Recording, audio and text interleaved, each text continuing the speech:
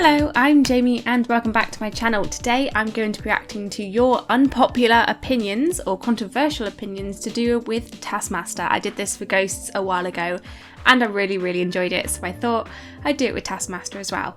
So I asked you on my community tab and on Instagram to give me your unpopular opinions, and you did not disappoint. We got so many, so yeah, let's just get straight into it. Just before we begin, I'd like to say that if I don't agree with your opinion, that doesn't mean that you're wrong or I'm right or anything like that.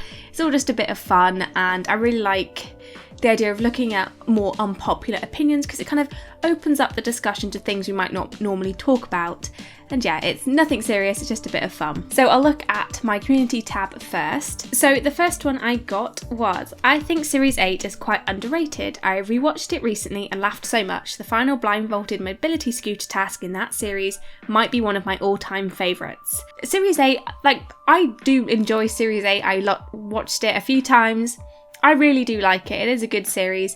For me, similar to what the reply says, I just don't think the cast went as well together. I think everybody had really fun standout moments, and there are some good group elements to it as well. But just for me personally, I prefer the chemistry we got in other sets of contestants. However, I do agree so much that the final task in that series is one of the best tasks that they have ever done. It's one of the funniest. Yeah, it's just absolutely hilarious. Then we've got Daisy May Cooper has been my favourite contestant so far. I think that's pretty unusual. Yeah, so Daisy May Cooper is one that I feel like people either love or hate. I've seen a lot of negative opinions about her, maybe because she's a bit too loud.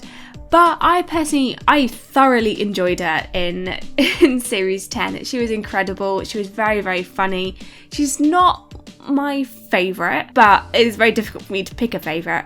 She was very funny though. Yeah, I don't dislike her anyway. I think some people can be quite mean about Daisy May Cooper, but I thought she was fantastic. The fact that she did it while pregnant is just incredible.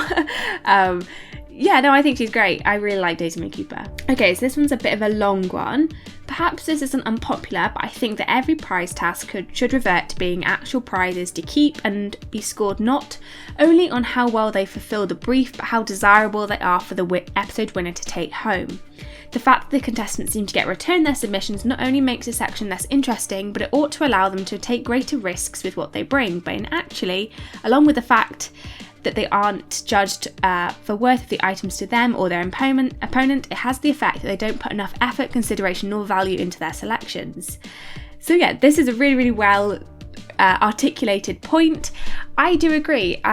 My favourite prize tasks are the prize tasks from series 1 to 3, I would say. That's when they were the strongest. That's when people really went all out with the prizes. So yeah, obviously we knew that they didn't take them home, but that didn't stifle what they did. So we had, Romesh bringing in his wedding ring, Alex bringing in a blank cheque, and later on we had Lolly bringing in a load of money. And obviously it wouldn't be as funny if everybody did that. It's the fact that you get somebody that's just gone all out and they've obviously brought in the best prize. And yeah, I definitely think that the prize task is running its course a bit. I do think Series 12 kind of picked it up. People did seem to go a little bit more with it. But yeah, to me, I feel like the prizes have to be good prizes. I think I've said this on my live stream quite a lot. It's yeah, I like it when a prize is funny, but it's not a good prize. So does it fulfill the actual brief? Because yeah, that's what they're supposed to be winning. That's what they're supposed to be working towards. And yeah, it is funny when contestants are working towards an earbud with a pirate hat on, but it's not the same as when somebody's wedding ring is up for stakes. Next we've got that Mel and Hugh's ringtone dances were the only ones that had legitimate choreography, although Hugh's was horseshit. Yeah, that I was still kind of annoyed about the scoring of that ringtone task, because I think, I can't remember who Greg put in first, probably Noel, but I remember other contestants being better, she should have scored higher than she did. But yeah, no, I agree. Half of them didn't actually have choreography in it, but they were all funny and I did enjoy every single one. I think I remember being annoyed at the scoring of that task. Another one to do with the prize task, we've got the prize task should be axed, the time taken up with another filming or location tasks. If prizes are wanted, bring back buy the Taskmaster something for 20 quid from early series and the series winner wins them. And again, I'm kind of in the middle with that because I do think it has brought in some like incredibly funny moments, but I can definitely understand why people might like skip that section or kind of like get a bit bored through that one and not really fully invest in the show until like the first proper task. Yeah, I know some of the international versions have really changed up the prize tasks, so I really want to watch them and to see what they do.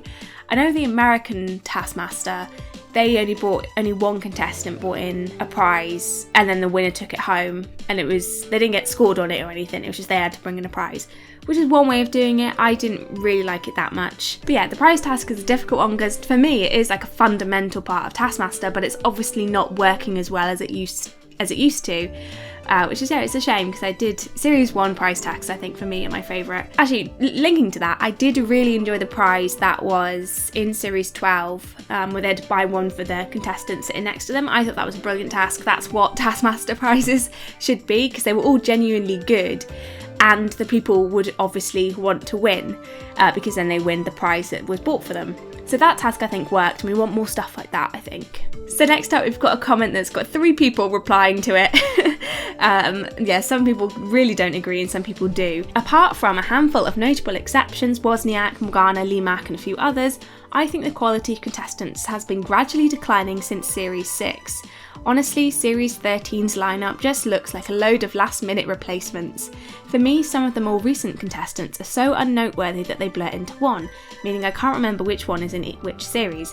I have to remind myself that Jessica Knappett and Lou Sanders are 2 different people, for example. So this is an opinion that I kind of agree with, but also kind of don't. For me, just from first impressions, I wasn't that impressed with Series 13, but we haven't seen it yet, so I can't make a full decision on whether or not the cast is good for Series 13 because I just don't know them that well. I am going to hopefully be doing a video on the contestants once I kind of like watch the stuff that each of them have done so I can get an impression myself. But I disagree with the fact that contestants have been declining from Series 6. We've had some absolutely fabulous contestants from Series 6 onwards. Like all of Series 7 to me were absolutely fantastic. Series 9 had Rose and Ed and Katie Wicks and there's just been so many great contestants. I mean, Series 10 we had Katherine, and then I loved all of Series 11, and I don't see how you can mix up Jessica Knappett and Lou Sanders. They're so different in the way they did the tasks and their personalities. I don't understand how you can get those 2 confused. Next up, I really miss the contestants being completely bamboozled by a task. Now, no matter how silly most seem to go, oh okay, we're doing this now, and just accept it. I now watch the early mainly for that reaction of pure bewilderment. I understand this is a bit inevitable with the show's success, but for me that's one of my favourite parts of the show. Yeah, that's one of the things I love about Series 1 is that they had absolutely no idea what they were going into. Whereas, yeah, as you say, nowadays they do. A lot of people who go on Taskmaster are fans of the show. However, we have had, again, bringing up Katherine Parkinson again, she had no clue what she was doing and she was absolutely hilarious. So yeah, she was bewildered and bamboozled by the tasks quite a lot. So we're definitely getting elements of that, but I can understand why you would really miss that because it is hilarious. Next up, seasons 3, 8 and 9 are sorely underrated in this show. I feel for all these series the contestants have had such great dynamics and brought a lot of individual charm to their respective seasons, but they've often been overlooked by preceding or following seasons. Yeah, so as I said before, series 8 is not my favourite, but I really do like series 3 and I love series 9 as well. I definitely see these ones talked the least amount. Again, with Series 8, they had the hard task of following Series 7.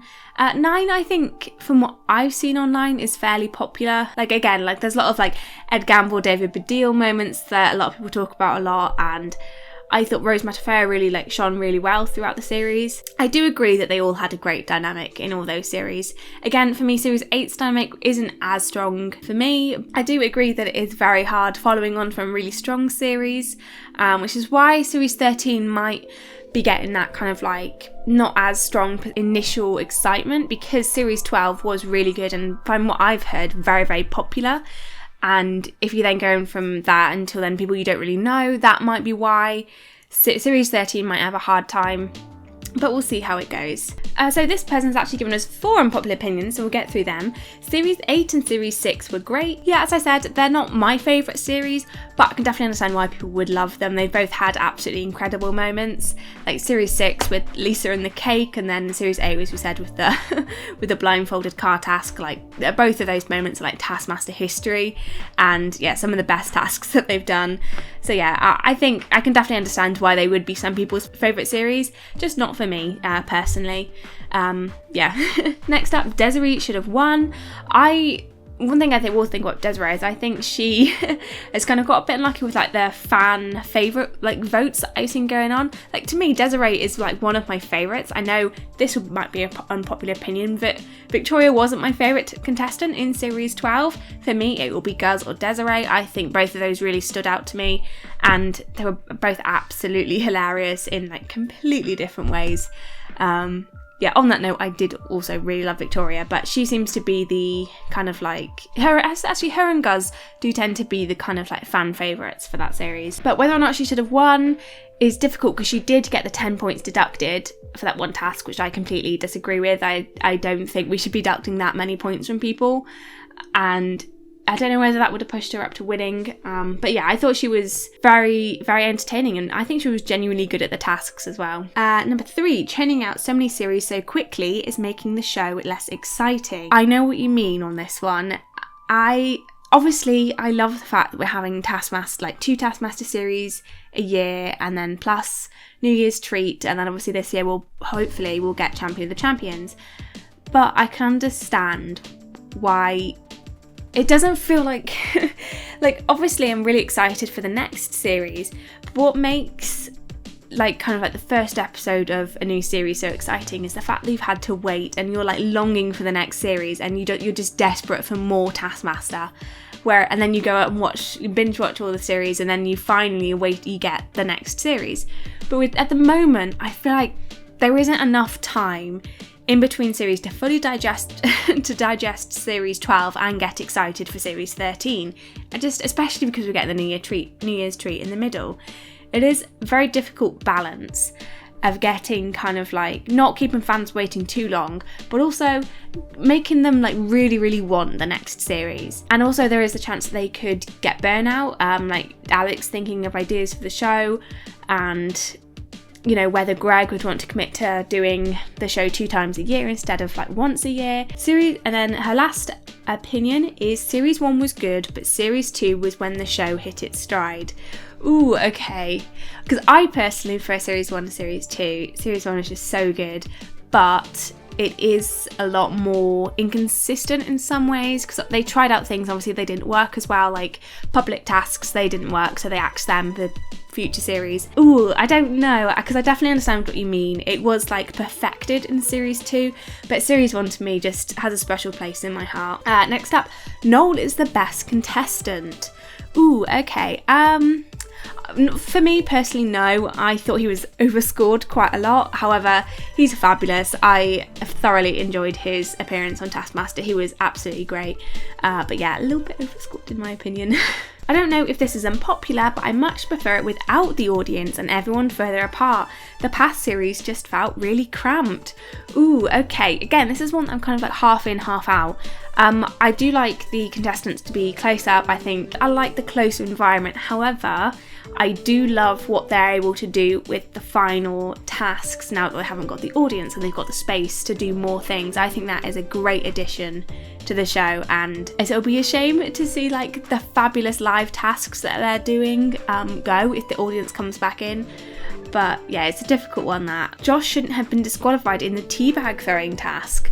Oh, that's difficult because his approach was so different to everybody else's, but it wasn't really a mug. But then he did also drink out of it, which is like, should have probably got some points for that. I remember being slightly annoyed that he did get disqualified, but thinking back, it wasn't a mug, but it was ingenious. I don't think he should have won, but yeah, I think disqualified is a bit harsh. Okay, another really big one. I'll just put it up on the screen so you can read it all, but I'll just address their first point. I feel the dynamic between Greg and Alex has run its course. There's only so many ways in which Greg can belittle Alex and keep it fresh, and those ran out a couple of series ago. By now it feels like something they do because it's expected of them, not because they have good ideas they want to do. Yeah, I agree with this. I was really expecting the dynamic to change because that's what they kind of implied after series 11, but I guess that was just a joke. But I think the relationship could change between them. I hope it does, because sometimes it does feel a bit like they're taking it a bit too far, or they're just doing it for the sake of that's what they should be doing.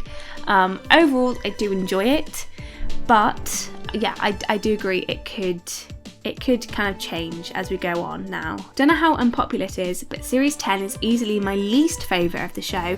Watching every contestant struggle so much on tasks and seeing Katherine genuinely sad at certain points made for very uncomfortable viewing. Yeah, Series 10 I think for me is a mix, which is why it's not up there. I think it's had some absolutely incredible moments, but yeah, no, that part with Katherine and like the masks, that did feel like a step too far, and it did make me really sad and uncomfortable. This is interesting. I prefer the prize task to the regular tasks, and perhaps more of a Taskmaster confession, but I usually skip the Greg-Alex banter at the start.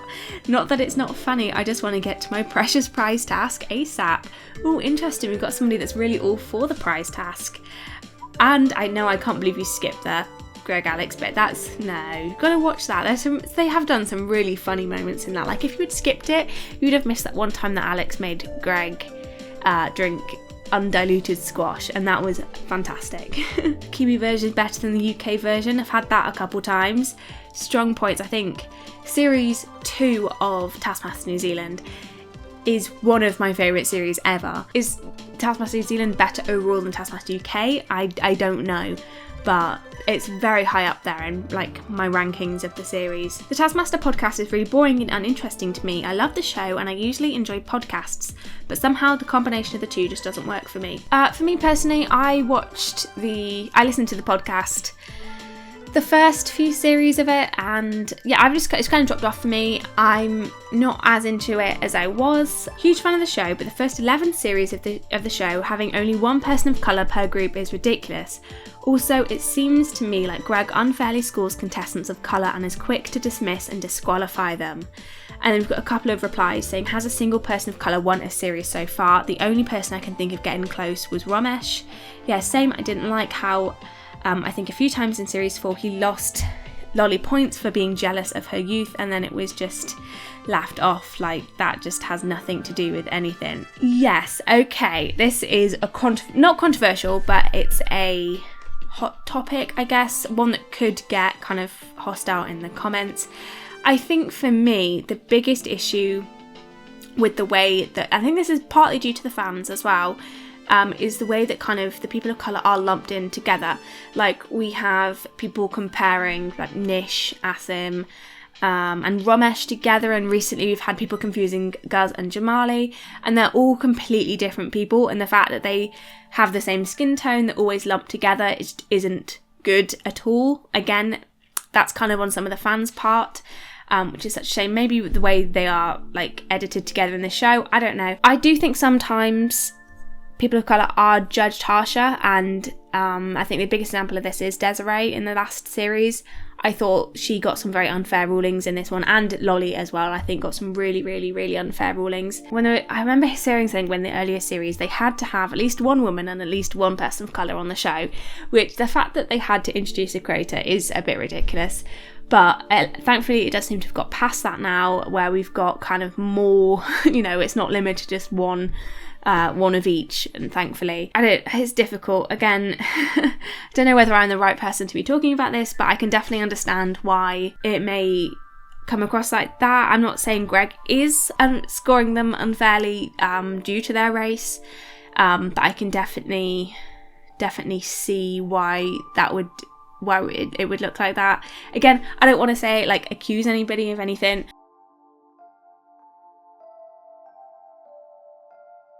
I appreciate that the show doesn't go out of its way to humiliate its contestants, but I can't shake the feeling that people behind the scenes really don't care how they feel. Twice that I know of, they've had vegans do animal product related challenges, Romesh with the egg golf in series 1 and Lee with the hard-boiled egg and their wallet in the deep fry challenge. Bob Mortimer said he was fed up during a panel and they just seemed to roll right past that with a joke. I don't know, it's just a vibe I get sometimes. It's like, we hired you to be funny, just do the tasks and don't complain because you're being a buzzkill. Yeah, again, yeah, I talked about the vegan thing in a live stream. I think it's unacceptable. They should know that contestants are vegan. I mean, Romesh has been like vegetarian or vegan his whole life. I knew that like before watching the show. Lee, I didn't know was vegan until he said, but that is something they should be aware of. And I'm pretty sure somebody was allergic to something as well. Joe Wilkinson said he was allergic to bananas, I think that was it in series 2, and he just had to eat it and get on with it. Again, I don't know if that's true, but you know, sometimes like I can imagine it is such an intensive filming process and it must be so difficult.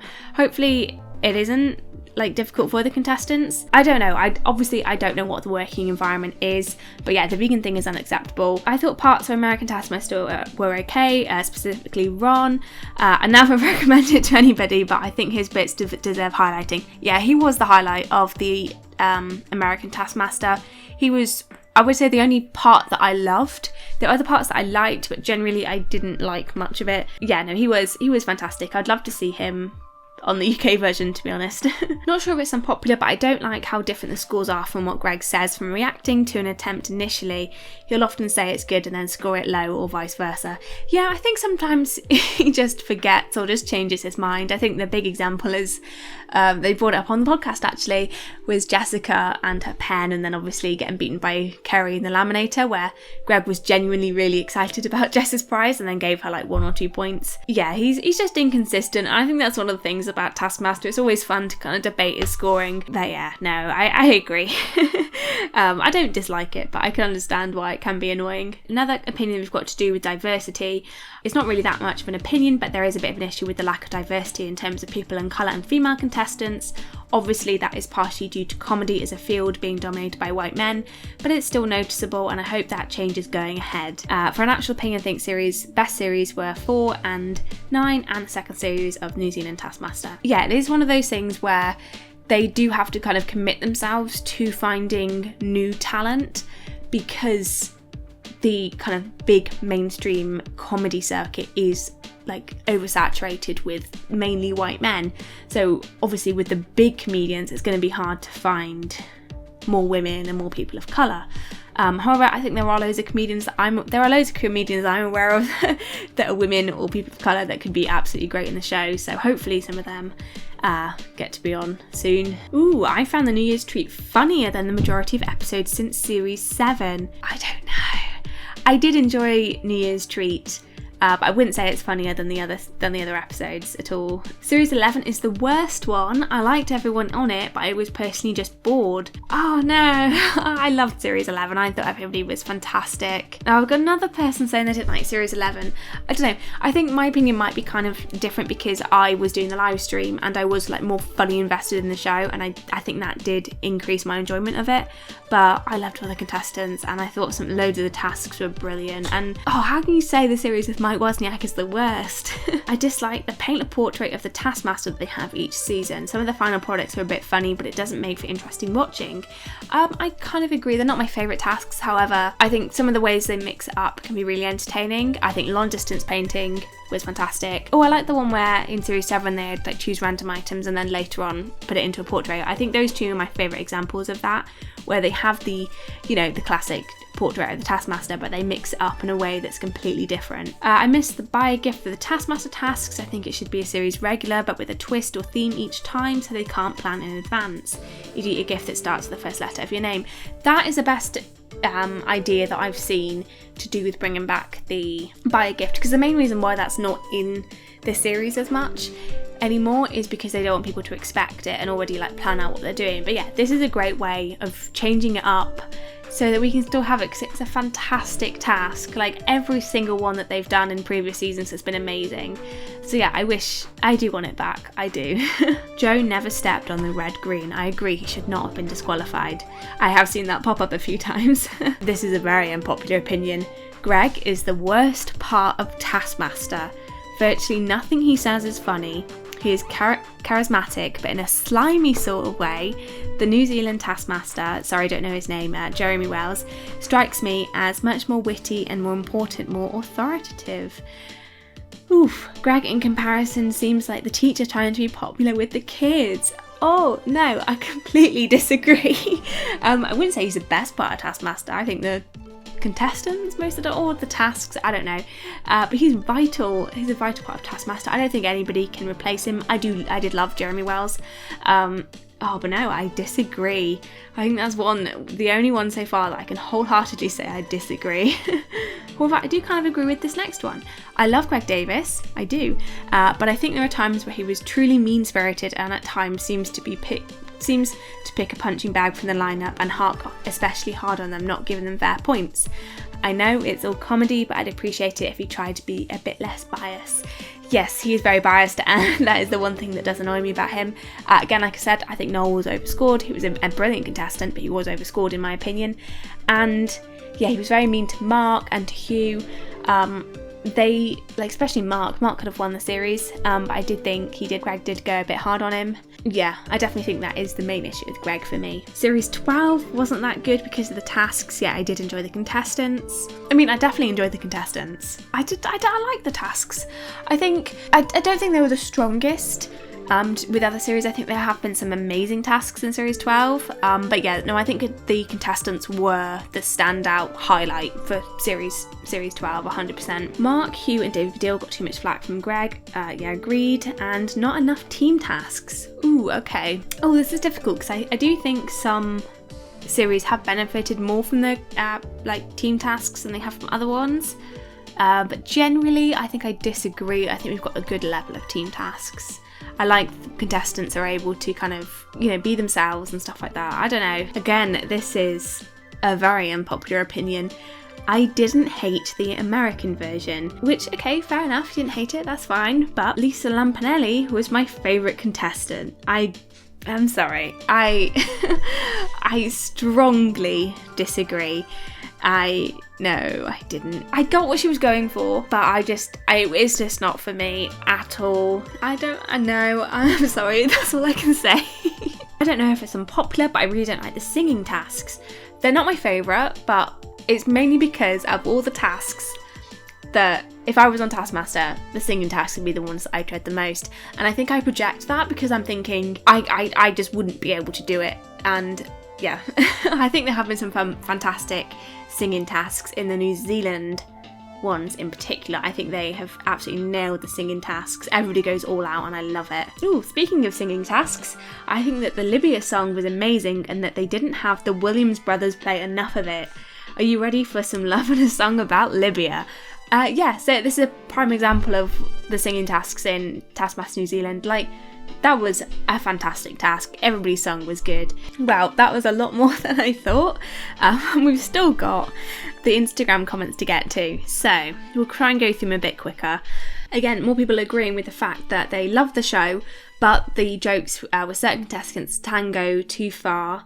Like with Hugh Dennis in Series 4. Again, I agree. Ian Sterling was much better than people say in Series 8. Would have felt a bit dead without him. I see Ian, I did like him, but yeah, so some points he got too competitive and I didn't really like that. And again, yeah, I think I just got some secondhand embarrassment from his performance. But I don't think he was bad. It's just not my personal favourite at all. Contestants making Alex do embarrassing things isn't that funny, just cringy to watch. I think there's a line and I don't think many people have crossed it. I think Lisa's thing was hilarious. Rod actually maybe did cross it a few times, but I think it was genuinely very funny throughout the whole way. But no, I can understand people getting the impression that they're doing it just for the sake of embarrassing Alex rather than trying to win the task. Why did they bother doing an American version? It was obviously going to be crap.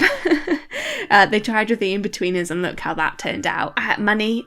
is why they tried. I love Taskmaster, but every year it becomes less genuine. Tasks too wacky and guests too fake. Again, I think this is the fact that we are having just so many series like after each other. Like, we don't really get a break. And yeah, I can definitely see why you may think like it comes across as like comedians just doing it for the money rather than like trying to like having fun with the show. I can definitely understand that. That potato would have been all rim and bounced out. No, Joe should have got the points. I think it was fantastic. He should have got the points. But yeah, no, as you say, it is a very legendary moment. It's fantastic. I don't like it when Greg goes all teacher mode and takes a contestant aside to talk to them. Ooh, I can imagine it annoying me if it was done all the time, but the fact it is very like rare. I don't know, I like it. I think with Nish and then with James, it was both fun. It was both hilarious. So I disagree. I think, but again, if it is done like every series, for example, I would get tired of it. Ooh, okay. Alex's banter at the beginning is awkward or unfunny. I think it's kind of meant to be, which is why it's funny for me. Paul Williams is better than Alex Horne. They're just so different to me. I absolutely love Paul Williams though. I think he's amazing. Yeah, he's just incredible. Lolly's friendship is truth moment is the best thing from Taskmaster by miles. Oh, I wouldn't say it's the best, but it is amazing. I did thoroughly enjoy her little dance. Again, another just shocking opinion here. Series 7 was rubbish and James Acaster is just so unfunny. Again, another one that I just can wholeheartedly just say no. Series 7 is fantastic and James Acaster is one of the best contestants. Bob Mortimer was the weakest Series 5 tasker. I think Bob Mortimer is great. The fact that he didn't take it seriously, but whether or not he deserved to win his series is another question. I think he was slightly overscored, but I'm not mad about it because I think Bob Mortimer was amazing and his attitude in the Champion of the Champions was incredible. Greg purposely marks people down so that the ending can be more exciting. Yeah, I think it is better when we get a closer end to the series. Like, I think with series 11, obviously Sara had just demolished everybody early on, and I did think in some tasks she was underscored, but literally just to make her lead less just, that she wasn't just going to walk away with it. Like, she did have to really put in effort to win. I think she deserved to win, but ooh, interesting. Okay, I get that he's an important producer, but having Alex on screen doesn't really add anything. No, I disagree. I think Alex is just a fundamental part of the show, both in its production and the way it's presented. Obviously, he's like the admin guy. He's like so much more than that on the show. No, I disagree. I loved it, but it's getting stale. I couldn't be bothered to watch series 12 because it feels like the current format has run its course. If they changed it up a bit, I think it can go back to being hilarious. Oh, that's sad. Series 12 was definitely worth the watch. I thought it was really, really good. Yeah, the contestants are fantastic. I think, yeah, there have been some absolutely amazing moments. But yeah, there have been quite a few opinions that the format is kind of getting a bit old or a bit oversaturated at the moment. But yeah, definitely watch series 12. It was very good. James deserved the hula hoop points. Yes, I think I might be biased just because I love James Acaster, but he just put in so much effort. Yeah, it's a difficult one. I think that's one that could go either way, but I really wanted to win the points. Early lineups were amazing, but as they went so star-studded early, newer lineups have been hit and miss. Yeah, again, this is one I'm kind of on the fence with because, yeah, the earlier series did have just incredible casts. The fact that I would get the announcement for the series and know everybody that was in it, and I was always so excited. However, again, like I said, with the issues with diversity, I think finding lesser known comedians is a great thing because we then are introduced to somebody like a new comedian, and that's amazing. That video was a lot longer than I thought it'd be. Last time I did the one on ghosts, there was not as many of you. So yeah, if you like this video, please give it a like. It really helps the channel and it's much appreciated. Comment down below if you agree with these opinions. Which one do you think is the most unpopular opinion or the most controversial? I think, as we said, this kind of type of video does open up a lot of discussions. I'd be interested to hear your opinions on loads of these opinions. And subscribe if you want to watch more videos to do with Taskmaster and other British comedy shows. Yeah, thank you very much for watching. Bye!